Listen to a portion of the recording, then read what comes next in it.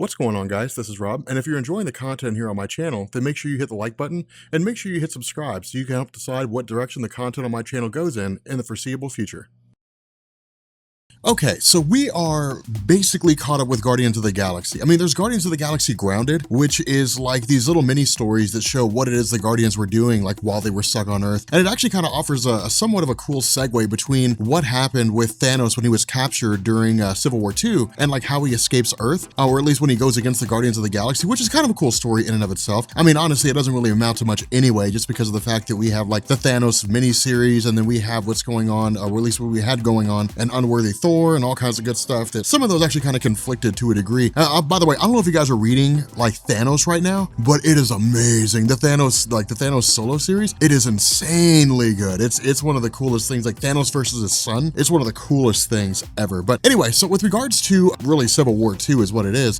This just kind of pits the Guardians really kind of embroiling them in the Civil War II conflict. There we go. I cannot talk. Now the funny thing about this is Carol Danvers, of course, gets a hold of him, says, hey, look guys, there is a conflict breaking out here. Now I do have Civil War II down in the description. It wasn't a story that I was partial to, but it is kind of important, especially when it comes to Captain America Steve Rogers, part of the whole Hydra story arc by Nick Spencer. It's really kind of like a quintessential necessity for understanding everything that's going on, which by the way, starting next Saturday, every Saturday is going to be basically a catch-up video for Captain America Steve Rogers, the whole Hydra story arc. And we've got a little while until it finishes. I mean, it's not gonna finish until like July or something like that. So we're just gonna kind of start with like Castaway in Dimension Z, which is basically like when he got a son and then how he lost his super soldier serum and then all that kind of good stuff. We're actually going to predate All New, All Different Marvel just a little bit, just because I want you guys to get a good idea, but we'll cross that bridge when we get to it. But the fact remains here that of course the Guardians of the Galaxy being a team, we're just kind of like, look, we have to vote and we all have to agree whether or not we're going to go. And so of course, you know, they all end up voting to head out there. But it's sort of a funny situation because when they get there, they're immediately attacked by Carol Danvers and Sword. Now, a little bit of explanation here for those of you guys who are not familiar with the different organizations in Marvel Comics. We've talked about this before, so if you've been part of my channel when we've run over these things, bear with me for a second because this will be a little bit of an explanation. But Marvel has a lot of different organizations that exist within the main Marvel continuity, and maybe we'll make a video kind of running over all of them. But SHIELD is the most well-known of the organizations, the intelligence groups that exist for the purpose of monitoring threats inside the Earth. That's really SHIELD's only purpose. They monitor threats in the Earth. Now, there was also Nick Fury as the man on the wall, and that was a story that was covered during the whole Original Sin, Who Killed the Watcher kind of thing. We basically found out that for decades and decades, Nick Fury was traveling around the universe, traveling to other dimensions, eliminating all threats to the Earth. It was sort of interesting in terms of how it all came together. And I may remaster Original Sin at some point along the line, just for the sake of our whole, Marvel cosmology next year. But the fact remains here that in addition to SHIELD, which just monitors Earth-based threats, you also have SWORD, and Sentient World Observation and Response Department basically just does exactly what it sounds like. Sentient worlds. It monitors other planets for threats to the planet Earth. Now, there are other things, where they monitor other dimensions and so on and so forth. And, you have these different, organizations here and there, but SWORD is basically just a group that sits in a satellite and watches everything unfold. Now, of course, when the Guardians of the Galaxy are brought into the SWORD base, what this does is kind of refresh us a little bit with regards to what's going on in All New, All Different Marvel with Carol Danvers. Remember, when All New, All Different Marvel started, she went away from just being the Earth-based superhero and became the new director of SWORD, basically replacing Abigail Brand. Now, to be honest with you guys, I really hope Abigail Brand and SWORD is something that we see in the Marvel Cinematic Universe, because with Guardians of the Galaxy, it would just make good sense, right? I mean, the events of Thanos and so on and so forth, I could see them kind of adding those concepts into the Marvel Universe. I mean, we already have SHIELD, and with Doctor Strange, you could introduce things like the, alternate reality monitoring and operational response, I think it is. Armor is basically what it's called. You could just bring in organizations because Armor exists to monitor other dimensions, other realities. So, I mean, there's all different kinds of things that you could do with the Marvel Cinematic Universe, but I digress. We're going off on a tangent talking about Marvel movies when we should be talking about Guardians of the Galaxy. So Carol Danvers basically leads SWORD now, and of course you end up having Alpha Flight. Now, of course, the funny thing about this is that Alpha Flight was at best like a C-list team. I mean, if Alpha Flight showed up in a story, it's like, okay, well then it's time to move on to something else, because I never really cared about Alpha Flight. It's kind of cool to see them in this story though, or at least in All New, All Different Marvel, because they've kind of been taken out of the realm as like a poor man's Avengers based out of Canada, and now they're effectively a more reasonable team based out of, you know, space more or less, but they go on like these interesting missions and so on. But the fact remains here that Carol Danvers basically pulls Peter Quill aside and gives him the rundown on everything that's happening. So of course, she basically fills him in on the lead up to Civil War II. Now, for those of you guys who haven't been reading any of that, or who are kind of jumping on board with Marvel for the first time, Civil War II was a story that caused a lot of division among the comic book community. Some loved it, some absolutely hated it. But regardless, it was basically this idea that an Inhuman named Ulysses had popped up and had basically had these premonitions. And there were all different kinds of studies that were done as to whether or not they were accurate or anything like that. But the idea was that Ulysses was essentially just kind of saying, hey, look, this attack is going to happen. And there were 2 or 3 instances where it proved to be absolutely true. The first was this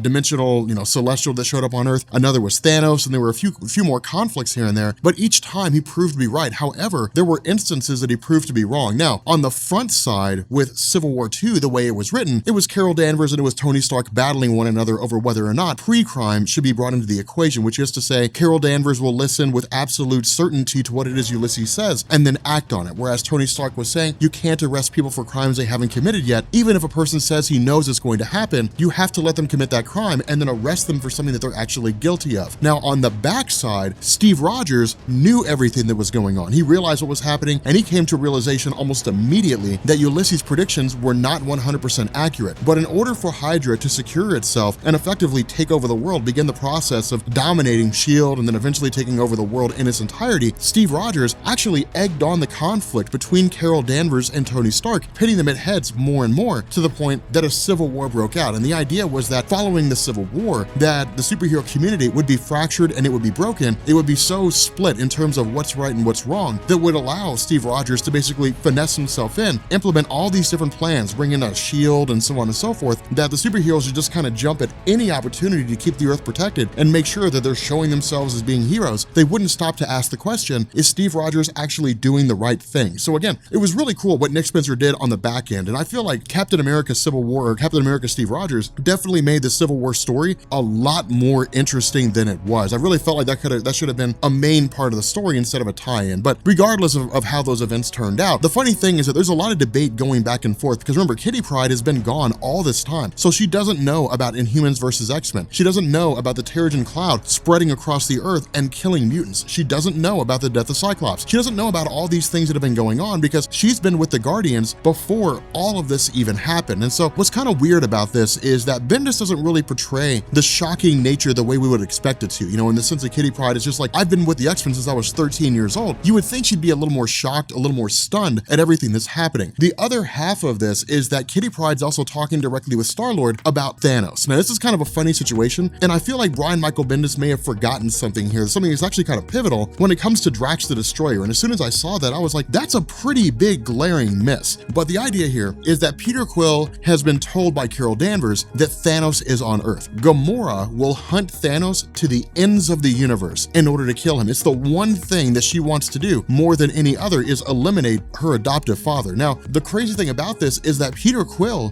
doesn't tell her, and he's kind of debating this. I mean, this is a struggle for him. It's not a throwaway thing. It's not like he's like, well, you know, we'll get around to it when we get around to it. For him, it's more of a significant thing where it's just like, if I don't tell her and she finds out, she'll lose trust in me in her entirety. But if we're going to be part of the Civil War thing, her head needs to be clear and she needs to not be thinking about Thanos, because if she finds out Thanos is on Earth, she'll leave us and go find Thanos and try to kill him. At the same time, it's loyalties. Ultimately, Peter Quill decides not to tell her, but Kitty Pryde says, you need to. Now, this is basically going to lay the groundwork for the Guardians of the Galaxy essentially fracturing, because what's going to happen is that Gamora is basically going to walk away. Now, again, we'll get to that here in a second, but with regards to the main conflict itself, it's actually kind of funny the way that this is done by Bendis. Of course, we know about the main Civil War story, so of course, Carol Danvers basically shows up and says, hey guys, getting ready to make moves, everybody's getting ready to fight. We don't even see the conflict. We just see that like 15 minutes or 14 minutes after it starts, the Guardians of the Galaxy ship blows up.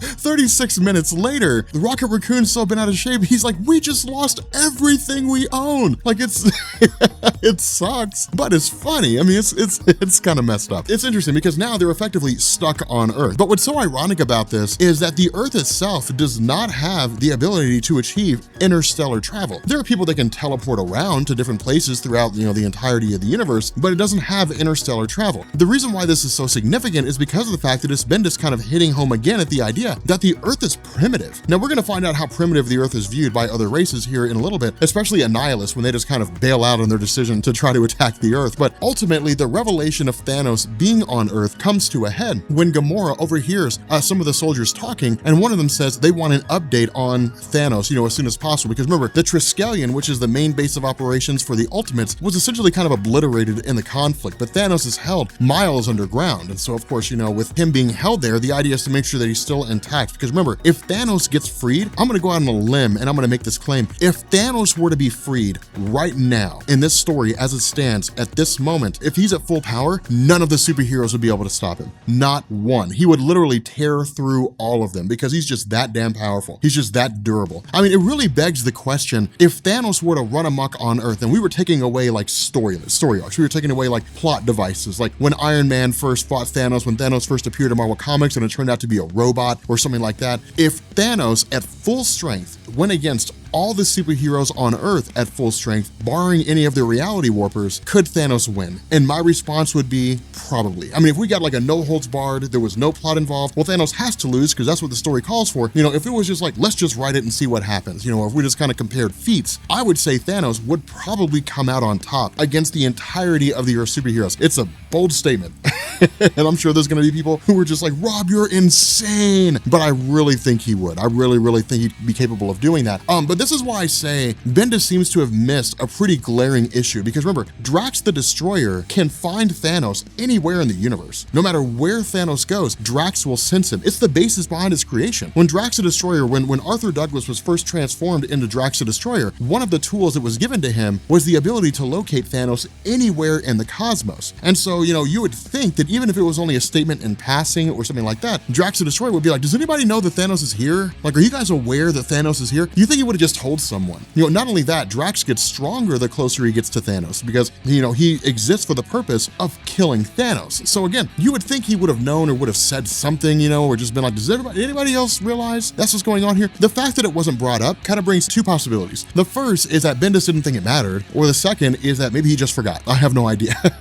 But Bendis does kind of have a tendency to write stories as he believes the character should be, as opposed to how the characters have previously been written. And so sometimes you run into continuity errors where suddenly a character has had a certain power or a certain ability for 20 years, and then Bendis writes a story and suddenly they don't. And so it's just one of those weird situations that you run into from time to time. It's not to take away from him as a writer. He's still a great writer. It's just one of those things that you run into occasionally, and a lot of writers end up in that role. But once Gamora learns that Thanos is on Earth, she goes on a warpath. I mean, it's insane. Like she takes on all of these SHIELD forces. Now, of course, this leads directly to the arrival of Carol Danvers, and it actually pits the two against one another. Now, keep in mind, Carol Danvers is insanely strong and durable when it comes down to it. She can go toe-to-toe with the Incredible Hulk in his base form. Now, again, much like our discussion with Ben Grimm, there will come a point where the Incredible Hulk will just be so strong that Carol Danvers won't be able to overcome him. I mean, that's just kind of the way that goes. Seeing her going toe-to-toe with Gamora is kind of interesting, but only insofar that Carol's able to overpower Gamora in a couple of different ways. And the reason why I say that is because, remember, Gamora is a really good fighter, and she's really, really capable, but she can't fly. She has some measure of strength, of super strength, but she's nowhere near the same level as Carol Danvers. And Carol Danvers has the ability to absorb and project almost any form of energy. So keeping Gamora at bay is the first step, and then constantly bombarding her with energy blasts is the next. And so, this is really what Carol Danvers does to effectively topple her foe. Now, once it comes down to it, because of the fact that Gamora just will not stop trying to attack Thanos or trying to get to Thanos, this ultimately leads to Gamora and Carol Danvers going head-to-head in physical punches. And this is really just kind of the confirmation that ultimately Carol Danvers is just stronger than Gamora. Gamora just cannot take Carol Danvers down, which is kind of ironic because we know Gamora as the deadliest assassin in the galaxy, really the deadliest woman in the galaxy, and the title is still maintained the way that Bendis writes this. And the reason why I say that is because of the fact that deadliest does not necessarily mean strongest. It does not necessarily mean the most powerful. You could easily replace the word deadliest with ruthless, and you would still have the exact same principle. Gamora will kill her target, no questions asked. If somebody goes to Gamora and says, I'm going to pay you an exorbitant sum of money to go kill this person, Gamora will do it. As long as it doesn't, conflict with her own moral compass, she will do it. And that person will be dead, and that money will be paid. In this scenario, we see her trying to track down and take out Thanos, and she'll fight anybody who gets in her way. It's the fact that she'll keep coming back until she's killed that makes her so ruthless and makes her so deadly. It's one of the things about the Marvel Cinematic Universe version of Gamora that I enjoy so much. I think that Gamora in the MCU should be deadlier. I think that she should be a little more capable of a fighter than she already is. I think that her kind of going against Nebula is interesting, but I don't think that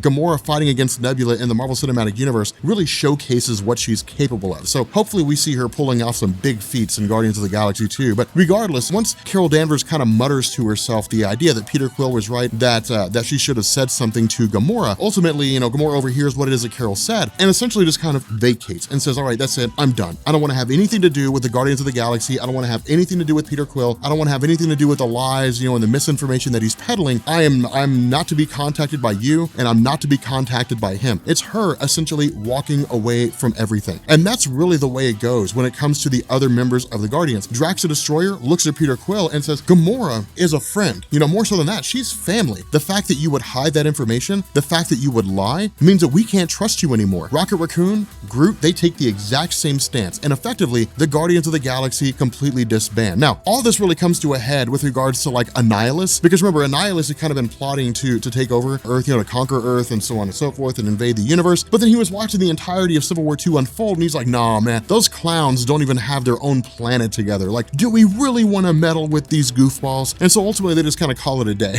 and they just kind of walk away, which is kind of a funny thing. What this does is it actually sets the stage for Jerry Duggan to take over Guardians of the Galaxy. Now, there is a story called Grounded. And again, Grounded is kind of like these little mini stories that talks about what the Guardians were doing while they were on Earth. So we may or may not cover that. I mean, in terms of the Guardians of the Galaxy as they exist as a team, this is basically the end of it until Jerry Duggan picks up and we kind of move in the next direction. I mean, there is the new Star-Lord story and that kind of thing going on, but with regards to the Guardians per se, for the most part, they kind of disbanded with Grounded and we're just, they're going to get back together later on down the line. I mean, we know that'll happen, but it'll happen just in time for the release of the movie. But if you guys are new here to Comics Explained, make sure you guys hit the sub button to become part of the Rob Corps. If you guys enjoyed this video, make sure you drop a like, and yeah, I will catch you all later. Peace.